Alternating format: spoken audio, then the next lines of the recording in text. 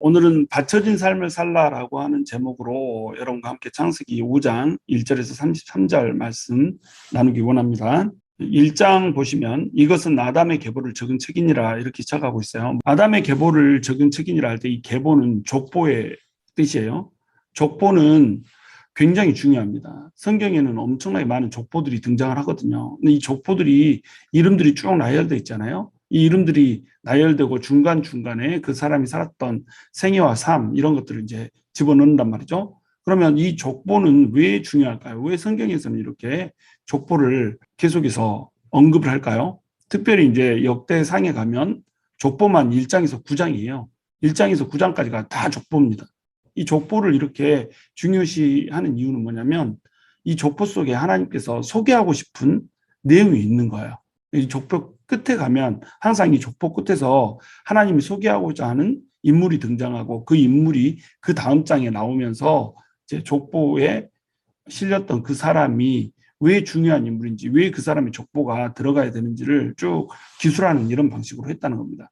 족보가 들어갔다 이 얘기는 뭐냐면 성경의 사실성을 얘기하는 거예요. 성경이 지어낸 허구가 아니라 실제로 이러이러한 인물들이 있었고 이러이러한 인물들의 뿌리는 이것인데 이 사람이 이러한 배경에서는 이런 일을 했다라고 하는 의미를 제공하고 있는 겁니다. 그러니까 족보가 그냥 사람들의 이름을 나열하는 것 같지만 사람들의 이름을 그냥 나열하는 것이 아니고 사람들의 실상과 또 그 사람들의 실상을 극복하기 위한 대안 이런 거랄지 또 하나님께서 왜 이 사람을 통해서 복을 주셨는지 왜 이 사람을 저주할 수밖에 없었는지 뭐 이런 식의 내용들을 담기 위해서 족보를 소개하면서 나아간다는 겁니다. 이 족보는 매우 중요하죠. 그래서 이 족보의 어원적 의미를 먼저 보면 히브리어로는 족보를 야스 또는 톨루돗 이렇게 얘기해요. 야스라고 하는 말이나 톨루돗이라고 하는 말이나 둘 다 이제 우리말로는 족보라고 번역할 수밖에 없지만 이 둘은 달라요. 그래서 야스는 족보이긴 하지만 주로 이름만 기록된 일반 족보를 얘기하는 거예요.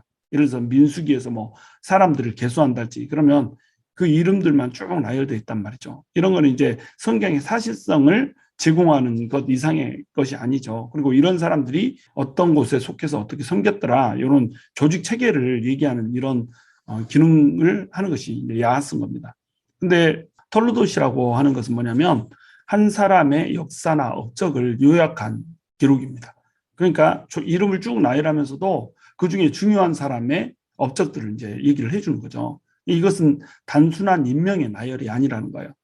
구속사적으로 의미가 있는 내용을 선별해가지고 이 내용들을 삽입을 시켜놓는 겁니다. 족보를 통해서 하나님의 메시지가 전파가 되고 있는 거죠. 또 이제 헬라어로는 이 족보를 게네시스 또는 게네알로기아, 우리 영어식으로 하면 지네시스 또 지니알로지 이렇게 되는데 헬라어로는 게네시스, 게네알로기아 이렇게 얘기하는 거예요. 게네시스는 히브리어의 톨루돗에 해당을 합니다. 그러니까 출생이나 기원을 담고 있는 거죠. 그 뜻 자체가 출생, 기원 이런 뜻이에요. 근데 게네알로기아 이 말은 가문의 기록이에요. 요거는 랍비들이 족보를 꾸며서 만들기를 좋아했던 겁니다. 그래서 나는 족보 있는 가문이야. 나를 거슬러 올라가면 이러이러한 위대한 사람을 만나. 이런 식의 것들을 자랑하기 위해서 족보를 쓰다 보니까 이 족보들이 이제 세속적인 족보가 되어서 게네알로기아가 존재를 했던 겁니다. 창세기에서도 기본적으로 한 10가지 이상의 족보가 나온다고 할 수 있어요. 하늘과 땅의 족보가 나오죠. 아담 자손의 족보가 나오죠. 노아 가족의 족보가 나오죠. 노아 자손들의 족보가 나옵니다. 셈의 족보가 나오고 데라의 족보가 나오고 이스마엘의 족보가 나오고 이삭의 족보가 나오고 에서의 족보가 나오고 야곱의 족보가 나오고 이런 식으로 쭉 이렇게 족보들을 나열하면서 여기에서 하나님께서 의미하고자 하는 이야기들을 이끌고자 하는 이야기들을 소개하는 도구로 족보를 사용하셨다는 거죠. 역대기에서는 1장에서 9장이 전부 다 족보고 또 신약에 가서도 족보가 등장을 하죠. 그리스도의 족보가 나오는데 마태복음 1장의 족보가 있고 누가복음 3장의 족보가 있죠. 마태복음 1장의 족보와 누가복음 3장의 족보는 똑같이 예수 그리스도의 족보지만 이 족보가 두 개가 완전히 다르다고 그랬어요. 이 족보가 두 개가 완전히 다른 이유는 뭐냐면 족보를 통해서 얘기하고자 하는 하나님의 관점이 다른 겁니다. 그러니까 이제 족보가 다를 수밖에 없죠. 마태복음 위에서부터 내려오는 족보를 얘기를 해서 아담과 다윗의 후손으로 오시는 예수 그리스도를 설명을 하는 거고 누가복음의 족보는 밑에서부터 위로 올라가는 족보를 사용해서 이방인들이 족보를 타고 쭉 올라가면 너희들도 결국은 아담을 만나게 되고 아담을 창조한 하나님을 만나게 된다라고 하는 것을 얘기해 주는 것이 목적이었다는 거죠. 같은 족보인 것 같지만 이 족보가 완벽하게 다른 기능을 하고 있는 거예요. 이 족보가 얼마나 중요한 거를 알겠죠. 자, 그러면 이제 창세기 5장의 족보는 뭘까요? 창세기 5장의 족보는 사람들의 실상을 얘기하는 겁니다. 그런데 창세기 5장의 족보에 들어가기 전에 창세기 4장의 족보가 하나 더 나와요. 이 창세기 4장의 족보는 아주 간략한 미니 족보거든요. 가인의 족보를 간략하게 설명하는 겁니다. 자, 가인의 족보를 간략하게 설명했던 이유는 뭘까요? 가인이니까. 가인은 경건한 자의 후손이 아니잖아요. 경건한 자가 아닌 자들의 족보는 간략하게 처리를 하고 넘어가는 겁니다. 그런데 처리를 안 할 수가 없는 거예요. 왜냐하면 가인의 후예들의 이 실상들을 나열을 해야지 하나님을 떠난 인간들의 실상이 나오는 겁니다. 그러면 하나님을 떠난 인간들의 실상에서 사람들은 절망하게 되잖아요. 우리에게 소망이 없구나. 그러니까 소망의 족보를 이제 내주는 거죠. 그래서 4장 가인의 족보 맨 끝에다가 셋과 에노스를 소개를 해놓는 거예요. 그래서 셋과 에노스를 통하여서 약간의 소망을 발견하게 이렇게 만들어주고 5장에 들어가면 그 소망의 족보를 쫙 펼쳐놓는 겁니다. 이게 이제 족보가 하고 있는 기능이라는 거예요. 창세기 4장의 미니 족보를 보면 하나님을 떠난 자들의 실상이 등장을 해요. 어제도 설명을 했듯이 이랏, 무야엘, 무드사엘 이런 사람들이 이름의 뜻이 뭐예요? 도망자, 하나님의 엄습, 음부의 사람, 탐욕의 사람 이런 뜻이란 말이에요. 범죄를 해서 쫓겨나게 되고 다른 사람에게 잡히지 않게 해서 도망 다녀야 되고 하나님의 엄습으로 인해서 사람들이 죽어가는 그런 모습들을 봐야 되고 그 안에서 더 누리기 위해서 욕망을 품고 이렇게 살다가 결국에는 음부로 떨어져 가야 되는 사람, 스올에 내려가야 되는 사람 이런 사람들이란 말이죠. 그러니까 이 사람들이 결국 나는 살아남아야겠다. 이 죽어가는 세상에서 죽지 않고 떵떵거리고 살 수 있는 방법이 뭘까? 이러니까 강함을 추구할 수밖에 없다는 거죠. 내 능력으로 내 힘으로 살려다 보니까 강해져야 되는 거예요. 하나님 없이 사는 사람들은 강해지는 것이 목적인 겁니다. 그러니까 하나님을 사랑하지 않는 사람들의 이 실상들을 봐보세요. 이 사람들 어떻게 살아요? 어떻게 하든지 자기 힘으로 힘 얻어보려고 높은 곳에 올라가 보려고 어떻게 하든지 다른 사람들을 짓밟아 보려고 이렇게 살아가잖아요. 라멕으로 살아간다는 겁니다. 이 라멕이 누구를 낳아요? 야발과 유발과 두발가인을 낳죠.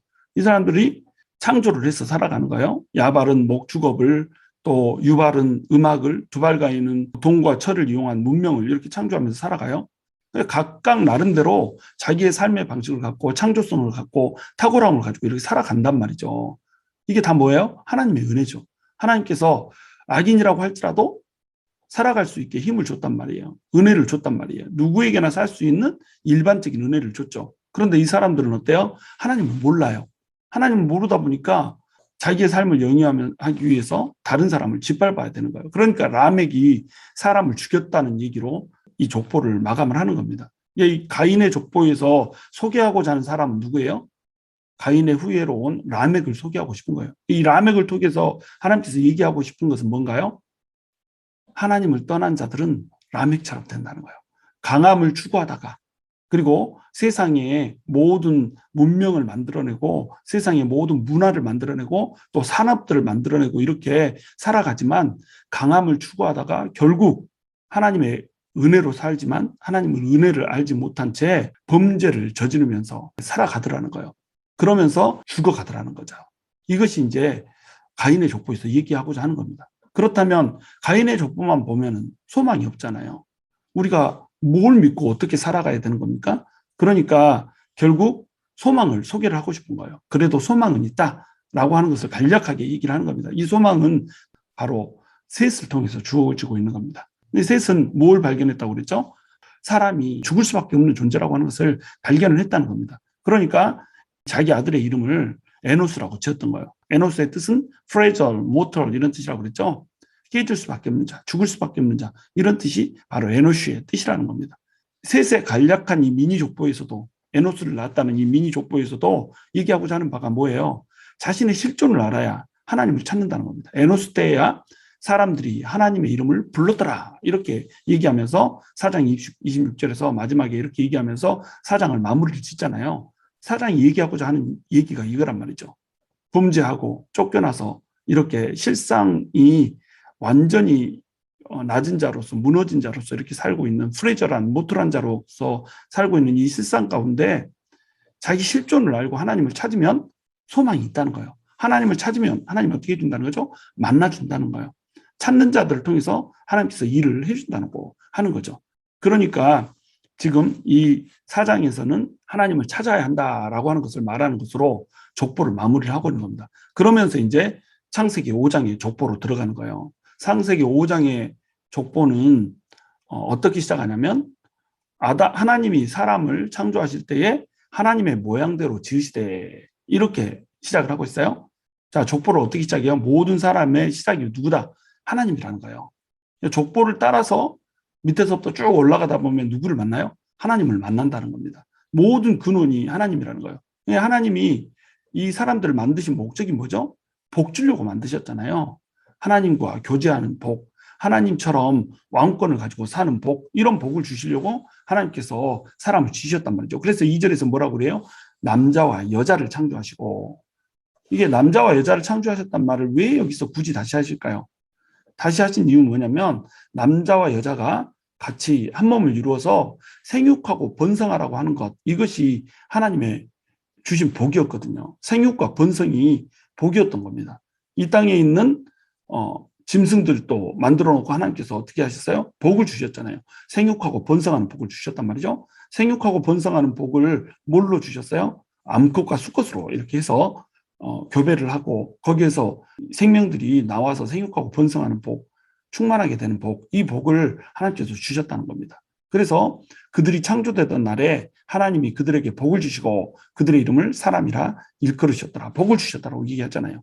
하나님께서 사람을 창조하신 목적, 복을 주시려고, 왕처럼 살게 하려고, 하나님과 교제하게 하시려고, 생육하고 번성하고 충만하게 하시려고 풍요의 복을 주셨단 말이죠. 그런데 이제 이 족보가 이어지고 있어요. 누가 누구를 낳고 계속 낳죠. 계속 낳는다는 건 뭔가요? 하나님께서 생육하고 번성하라고 복을 주셨는데 이 복이 이루어지고 있다는 겁니다. 사람들은 범죄했어요. 범죄하고 타락했어요. 그럼에도 불구하고 하나님은 어떻게 하세요? 하나님께서 한 번 주신 복을 안 걷어가신다는 거예요.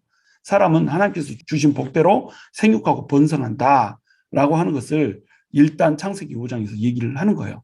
아담은 130세에 자기의 모양, 곧 자기의 형상과 같은 아들을 낳아 이름을 셋이라 하였고, 아담은 셋을 낳은 후 800년을 지내며 자녀들을 낳았으며 그는 930세를 살고 죽었더라. 이렇게 돼 있죠. 하나님이 자기 형상에 따라서 사람을 만드셨듯이 아담도 자기의 형상대로 아들을 낳았죠. 자기 형상이 닮은 자식을 낳는 겁니다. 갑자기 공룡에서 새도 되고 포유도 되고 뭐 이런 거 아니에요. 자기 형상대로 하나님께서 사람을 만드셨고 사람은 자기 형상대로 사람을 낳는 겁니다. 사람은 사람을 낳고 원숭이는 원숭이를 낳는 거예요. 그게 섞일 수가 없는 겁니다. 그래서 이렇게 하나님께서 사람을 존귀한 자로 낳고 존귀한 이 사람이 자기 형상대로 존귀함을 유지하면서 이렇게 낳게 해주셨단 말이죠. 이것도 이제 복이죠. 하나님의 형상을 그대로 지탱하면서 이렇게 살아갈 수 있게 해주신 이것도 하나님의 복이죠. 그런데 반복되고 있는 말이 뭐예요? 누구를 낳은 후 몇 년을 지내며 자녀들을 낳았으며 그리고 살고 죽었더라. 이게 인생이란 말이에요. 낳고 지내고 또 낳았고 또 지내고 살다가 죽었더라. 이거예요. 결국은 다 죽는단 말이죠. 홍수 이전의 수명이 평균 912세예요. 근데 결국은 다 죽는다는 겁니다. 창세기 5장을 읽으면 사람들이 이제 시험에 들어요.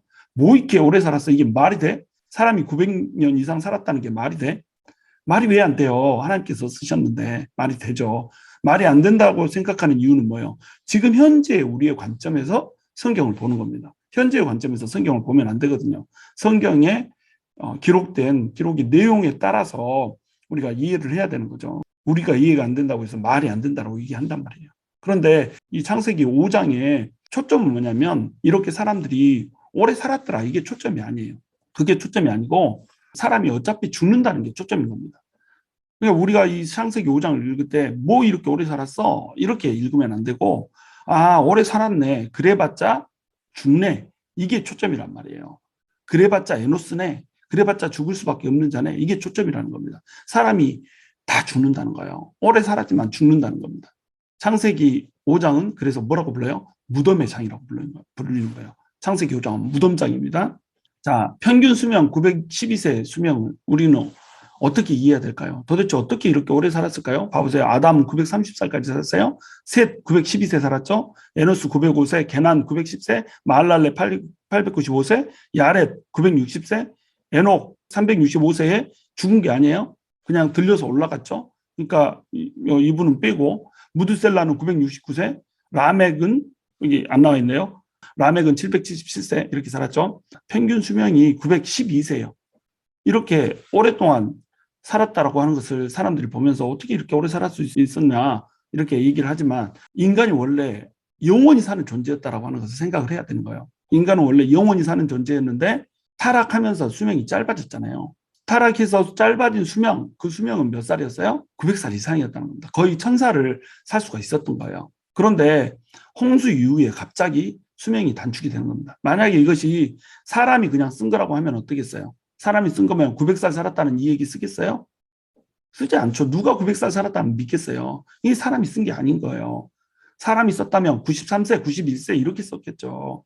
자기들의 관점에서, 자기들 현재의 관점에서 쓸 거 아니에요. 모세 때 이게 써졌으니까 BC 1500년경에 성경이 써졌다고 한다면 자기들 나이에 맞춰서 뭐 100살 이렇게 썼을 거 아니에요. 근데 1000살 가까이 써놓단 말이죠. 이게 뭐예요? 성경이 진짜라는 겁니다. 이게 가짜가 아니라.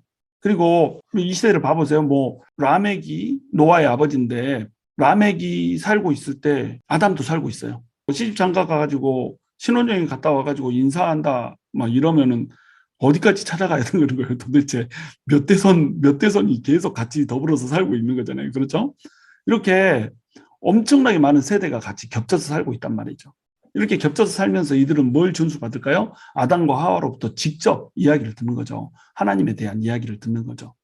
그러니까 아담과 하와를 통해서 들었던 그 얘기들이 믿음으로 이제 전수가 되는 겁니다. 이 믿음으로 전수가 되는 것이 누구를 통해서 전수가 돼요? 이 경건의 계보를 따라서 전수가 되어지는 겁니다. 이 사람들은 뭐 반드시 첫째 아들이 아니에요. 이 사람들은 경건의 계보인 겁니다. 이 사람들이 갑자기 수명이 짧아진 이유는 뭐냐면 노아의 홍수 때 지구를 둘러싸고 있던 물층, 이 물층이 궁창 위에 물이 있었다고 그랬잖아요. 이 물층이 갑자기 다 쏟아져 내려와 버리는 거죠. 그러면서 밖에서 들어오는 유해가스 이런 것들에 사람들이 노출되게 되는 거예요. 그리고 살면서 생기는 유해 물질들 이런 물질들에 사람들이 계속 노출이 되는 겁니다. 그러면서 생명이 훅 갑자기 짧아지는 거예요. 그리고 노아 이후에 사람들이 수명이 짧아졌다가 더 세월이 지나면서 이제 더 짧아지면서 사람들의 수명이 100세 정도로 이제 고정이 되게 되는 이런 것들을 볼 수가 있는 겁니다. 그러니까 오래 살 수 있었어요.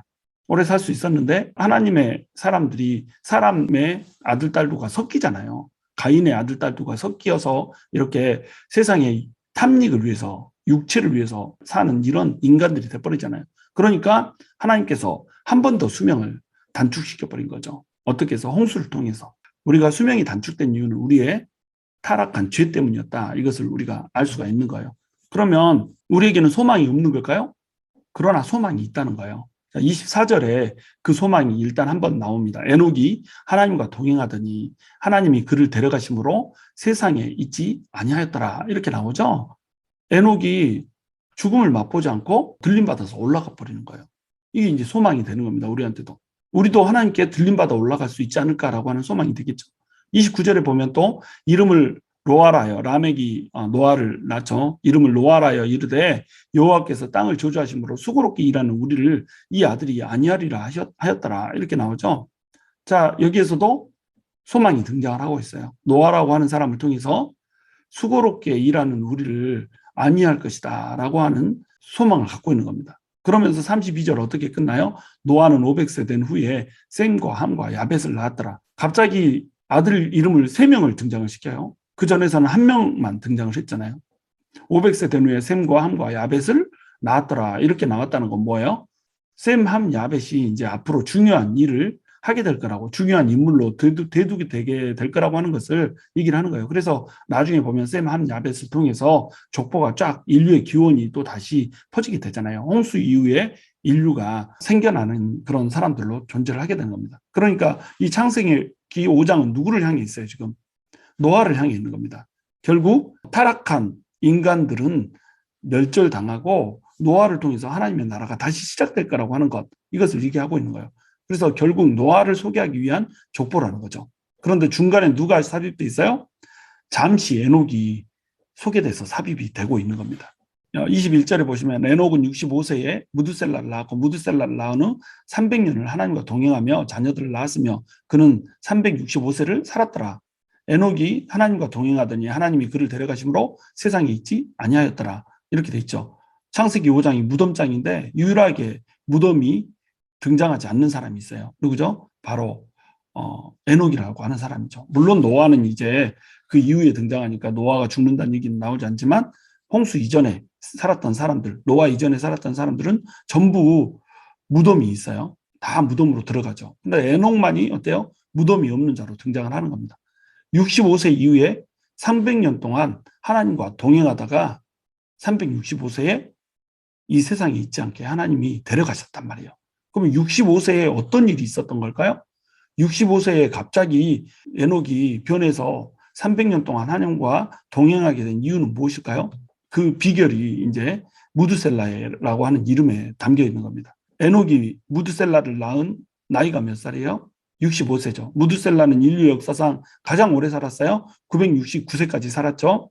그런데 이 무드셀라의 아버지가 누구예요? 바로 에녹이라고 하는 사람인 겁니다. 무드셀라라고 하는 이름을 이제 에녹이 줬을 거 아니에요. 아버지니까. 무드셀라라고 하는 이름의 뜻은 뭐냐면 무드, 이게 남자라고 하는 뜻이에요. 사람이라고 하는 뜻이죠. 셀라, 이것은 던지라고, 던지다, 이런 뜻인 겁니다. 그러면 무드셀라 이러면 어떻게 되겠어요? 창을 던지는 자, 이런 뜻이 되는 거예요. 던지는 사람, 그러니까 창 던지는 자, 이런 사람이 되는 겁니다. 뜻이 그렇다는 거예요. 또 무드셀라, 사람이라고 하는 뜻도 있지만 죽음이라고 하는 뜻도 있어요. 무드는 죽음으로서의 사람, 죽음을 맞이해야 되는 사람, 이런 뜻인 겁니다. 그냥 무드가 죽음과 사람이라고 하는 뜻을 같이 가는 이유를 알겠죠? 그래서 셀라, 이런 뭐예요? 보내다, 이런 뜻인 거예요. 이 사람이 죽으면 이 세상이 보내진다는 거예요. 이 세상이 던져진다는 거예요.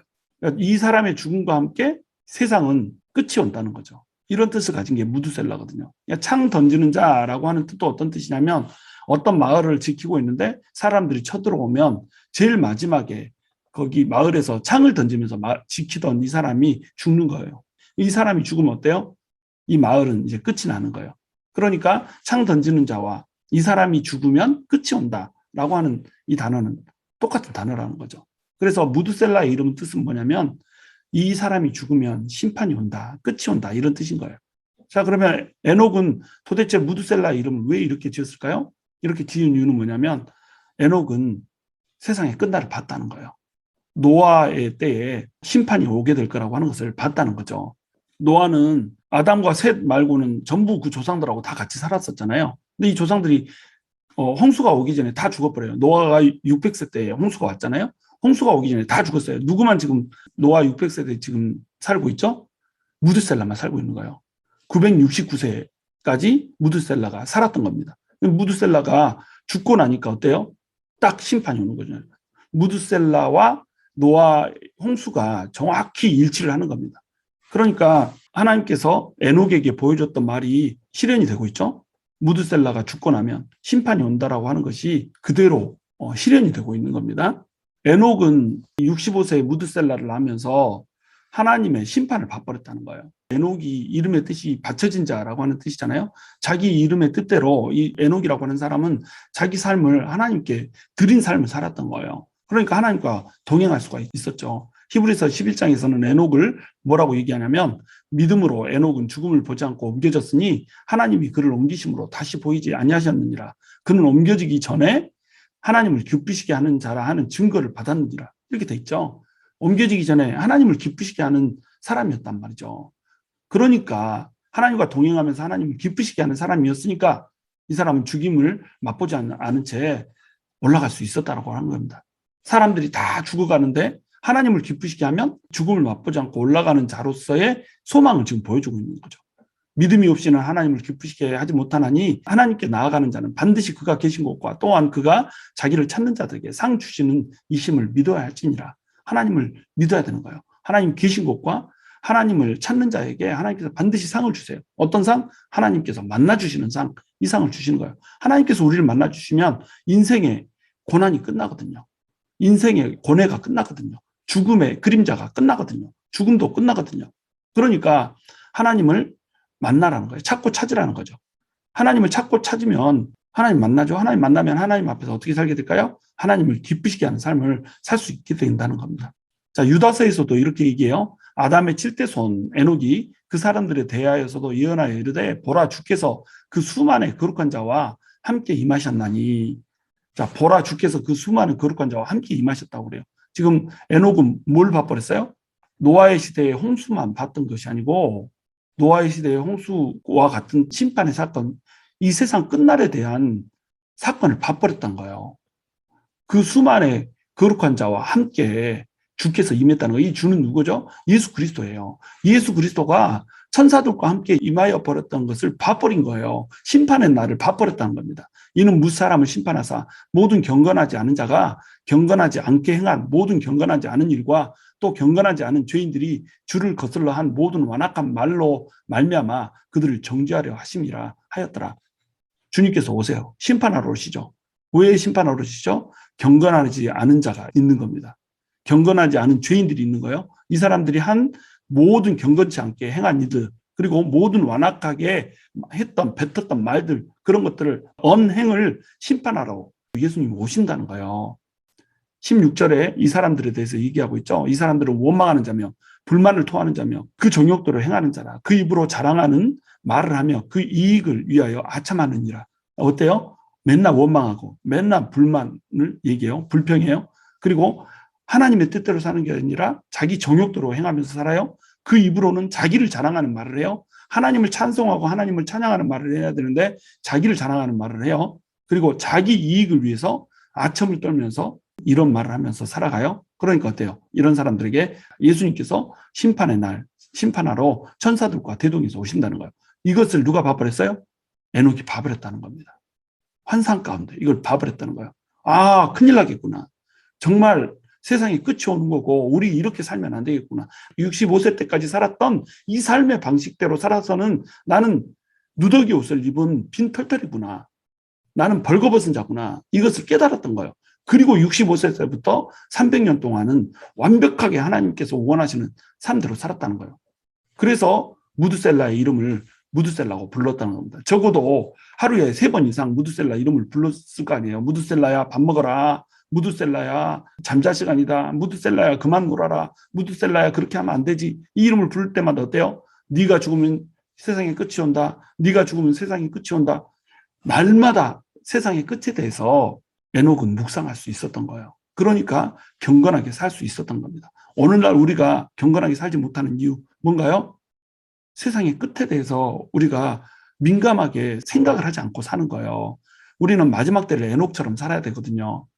20절 사랑하는 자들아 너희는 너희의 지극히 거룩한 믿음 위에 자신을 세우며 성령으로 기도하며 하나님의 사랑 안에서 자신을 지키며 영생에 이르도록 우리 주 예수 그리스도의 긍휼을 기다리라. 어떤 의심하는 자들을 긍휼히 여기라. 또 어떤 자를 불에서 끌어내어 구원하라. 또 어떤 자를 그 육체로 더럽힌 옷까지도 미워하되 두려움으로 긍휼히 여기라. 이게 마지막 때를 사는 방식이거든요. 에녹처럼 우리가 마지막 때를 살아야 된다는 거예요. 거룩한 믿음 위에 자신을 세우며 성령으로 기도하며 하나님의 사랑 안에서 자기 지키고 영생에 이르도록 우리 주 예수의 긍휼을 기다리면서 이렇게 사는 거예요. 그리고 또 뭐 하는 거예요? 사람들에게 이 긍휼을 전하면서 사는 거예요. 사람들을, 의심하는 사람들을, 하나님을 믿지 못하는 사람들을 긍휼히 여기면서 이런 사람들을 불에서 끌어내서 구원하는 이런 삶을 살아야 된다는 거죠. 전도하는 삶을 살아야 된다는 거예요. 우리가 우리 스스로 성화돼야 되고 우리 스스로 깨끗해져야 돼요. 또 뭐를 해야 돼요? 다른 사람들도 구원받을 수 있게 구원에 이르도록 믿지 않는 영혼들을 보면 미치도록 타는 마음을 가지고 이 사람들에게 복음을 전하면서 이렇게 살아야 된다는 거죠. 이것이 하나님께서 우리에게 원하시는 마지막 때의 삶의 방식이라는 거예요. 자, 이것을 어떤 사람은 할 수 있어요? 주님께서 심판하러 오신다라고 하는 것을 깨달은 자는 할 수 있는 거예요. 자, 우리 다 깨닫고 있잖아요. 종말론 우리 다 알잖아요. 에녹이 알고 있던 것보다 우리는 더 정확히 안단 말이죠. 근데 왜 우리는 에녹처럼 살지 못할까요? 우리에게 무드셀라가 없는 거예요. 날마다 우리의 삶에서 네가 죽으면 심판이 온다. 우리한테 리마인드 해줄 수 있는 게 없는 겁니다. 우리가 우리 정욕대로 세상의 속색 가운데서 이렇게 살고 문화 가운데서 묻혀서 살다 보니까 도무지 우리는 기억을 하지 못하는 거예요. 망각해버리는 거예요. 심판의 날이 온다라고 하는 것, 주님께서 장차 오셔서 이 땅을 그 거룩한 천사와 함께 심판한다라고 하는 이 관점이 우리한테 없는 거예요. 그러니까 우리 마음대로 우리 멋대로 살면서 우리 성화를 이루는 삶을 살지 못하는 거예요.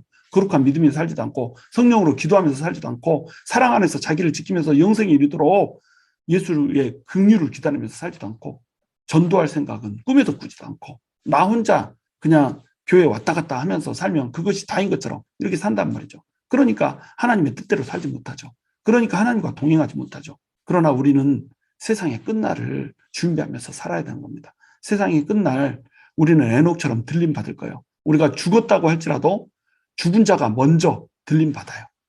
다시 부활해서 들림 받고 그 다음에 산자들이 들림을 받는 겁니다. 그래서 에녹처럼 하나님을 만나게 될 거예요. 우리는 그 심판을 본 자로, 심판을 목격한 자로 살아야 돼요. 에녹보다 더 분명한 심판을 우리는 성경 말씀을 통해서 목격했잖아요. 그러면 우리 어떻게 살아야 되나요? 거룩하고 성결하게 살아야죠. 전도하고 긍휼히 여기면서 다른 사람들을 하나님의 나라 안으로 초대하면서 살아야죠. 바로 이것이 바쳐진 자의 삶이라는 겁니다. 이것이 에녹의 삶이라는 거예요. 우리 창세기 5장 무덤장을 통해서 하나님이 말씀하시고자 하는 첫 번째 메시지, 바쳐진 자로 살라는 겁니다. 두 번째 메시지는 to be continued, 내일 계속되게 될 것입니다. 저와 여러분이 하나님 앞에서 바쳐진 자로 삶으로써 우리에게 임했던 모든 죽음과 죽음의 그림자들이 거두어지는 놀라운 은혜를 맛보게 되기를 주님의 이름으로 축원합니다.